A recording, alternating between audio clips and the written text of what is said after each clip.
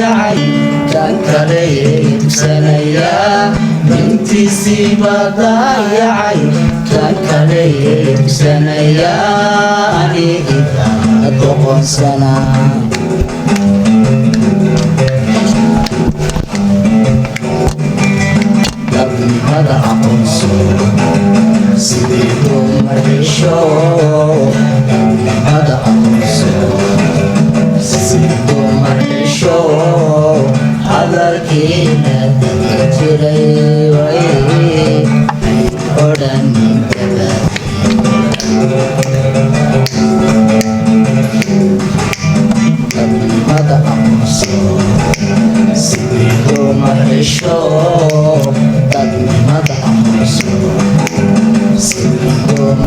No,